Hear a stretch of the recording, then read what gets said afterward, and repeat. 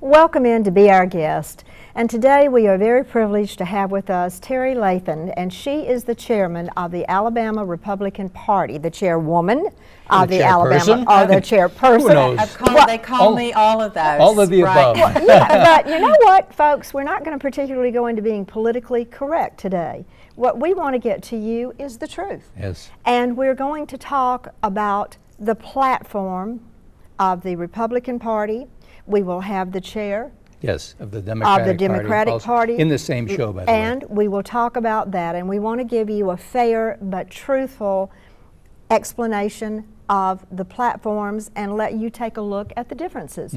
And Terry, I thank you so much for coming to share this, because we have an election coming up. We do. An important one, a big one, a huge one, as they say. Yeah. And I think that the voters, the best thing you can do as a voter, as an American, is to be informed. Don't be misled, no matter what party you're in, by all of these advertisements and all the things that are not true.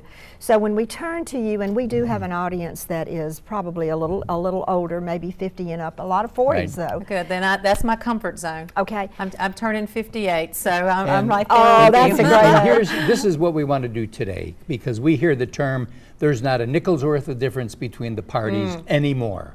Yes. Used to be, but they say it anymore. And we need to kind of say, yes, there is, or not, and then where would those differences be? Well, first of all, thank you for having me. Welcome. I'm from Mobile, but your reputation even is down to the Gulf Coast. Oh, my I know goodness. you, so thank you for what you do for informing Yes. people and giving us this platform, the Republican Party of Alabama.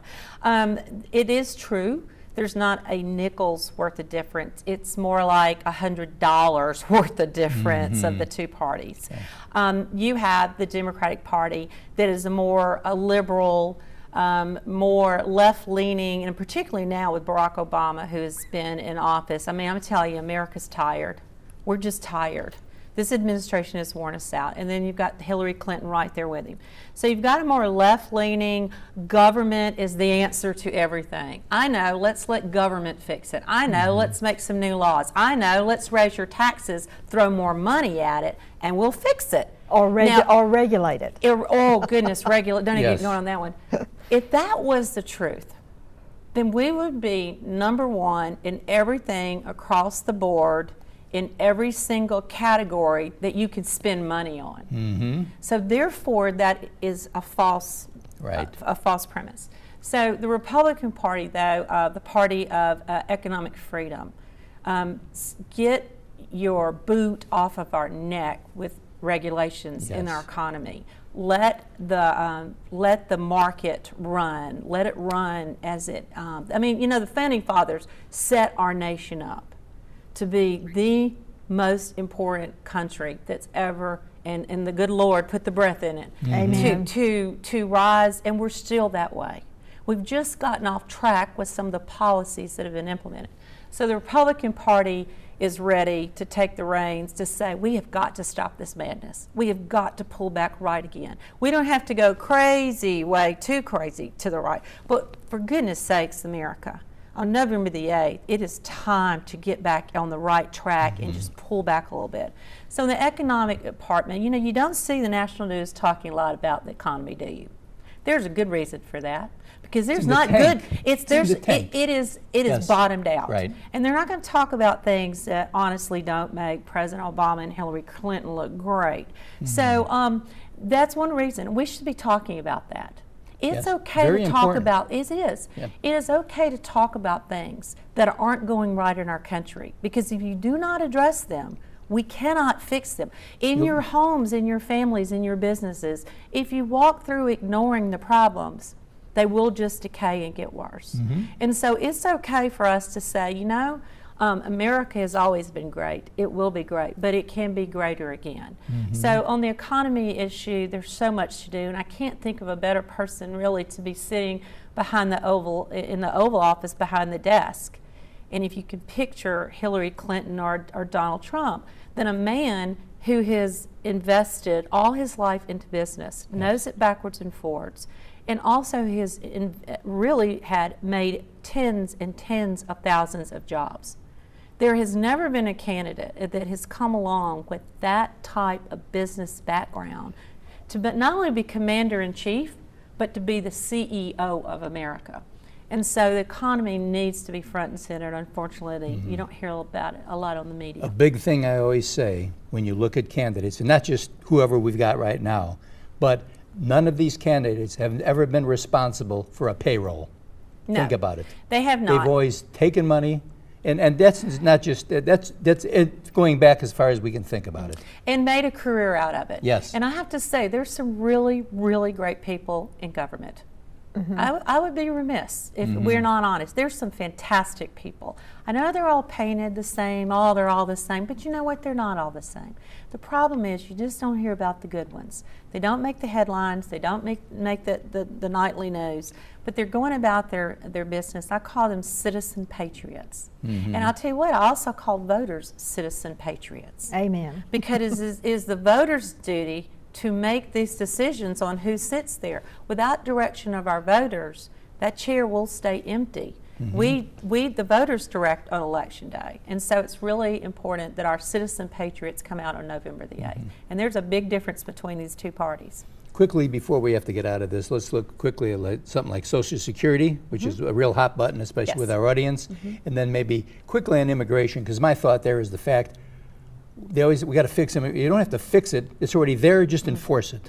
I might need more time for the immigration part, that's for sure. That's a whole new chapter. No, I know, but I'm just saying. Because we're not doing it right. No, it's already there. Just do it. It's there. Yeah. But when you have someone sitting in the White House, though, that will not say some of the words that were not pronounced about some of the terrorists that are coming over through our immigration, illegal immigration, that's the word people leave out. Then we're going to have problems. So we're going to continue to have problems. So you want to touch on Social Security real quick. Social Security, I know, I mean, I can imagine with my parents, my grandparents, myself even moving that way is an important topic. It needs to be. We're there. We're there, okay. Yeah, I'm right behind you. We're there, okay, I'm right behind you.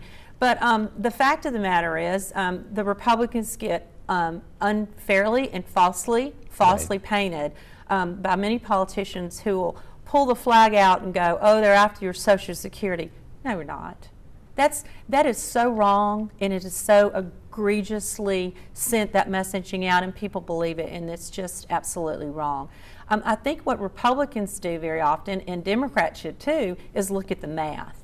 And if we just, and I'm a former math teacher, so if we just look at this real quick and say, all right, over my lifetime, I have put X amount of dollars into Social Security. Right. And when my retirement comes, then my money needs to come with me. Absolutely right. Yes. Absolutely. The problem is, at the same time, if you pull out because of inflation and because of the health care and because of all the pricing going up over the decades, if you pull out more than you put in, that's right, there's going to be obviously a deficit. Yes. And so that is a big, big chunk. But there's no way that Republicans go to work every day and go, I know, let's do something and take away from Social Security. Yeah. That's just wrong. And anyone who says that should be ashamed of themselves. Before you leave, if any of our viewers have any questions with regard to the platform of the Republican Party or any questions regarding anything, can they address that in the state of Alabama to your organization, or what should they do? Yes, well, there's a couple ways. Good. They can call the Alabama Republican Party and say, I'd like to leave a message for Terry. Okay. I get that straight. I get all my information directly to me. Good. But the best thing, really the best thing, is to call their state member of the legislature or their house member or their senator. That is the best thing to do. And that's your U.S. House representative or your U.S. senator? Yes, or if it's a federal issue, you want to go your congressman or your United States senator. Yeah. If it's a state issue, you want your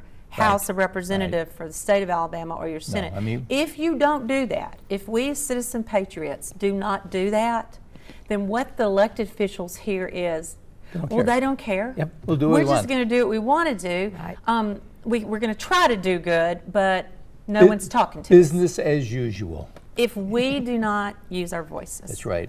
Okay, and thank you very much. And just remember this, in another week or so, you're going to be going to the voting polls. Your senior citizens have always said something, that we do not like the direction, we do not like some of the things that are happening in the country. You and only you can change that by going into the voting booth, and we'll be right back right after this.